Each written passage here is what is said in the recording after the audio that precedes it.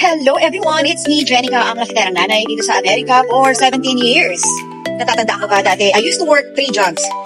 Manager ako sa umaga, I do DoorDash after work, and then sa day off ko, nag-security guard ako. Yung halos wala ka ng pahinga kasi puro ka na lang trabaho dahil ang dami kong kailangang bayaran ng bills. And hindi lang naman bills dito sa Amerika binabayaran ko, nagpapadala pa rin ako sa Pilipinas. Kaya talagang super duper ang prayer ko kay Lord. Sabi ko, Lord, napapagod na ako. Gusto ko rin naman yung magpahinga. Gusto ko rin naman yung meron akong sariling day off. Ang problema, kulang yung income ko. Kaya sa Lord, gusto ko naman ng extra income. Yung hindi ko na kailangan ng 3 trabaho. Yung nasa bahay lang ako tapos meron akong sarili kong Shopee. Tapos nakikita ko yung pangalan ko doon. So pangarap ko lang yun dati. Nag-enroll pa nga ako, yung mga affiliate, yung ganyan. Hindi ko rin naintindihan kasi nga English. Pero ngayon, meron na akong dropshipping business at hindi lang ako, pati na rin yung anak ko.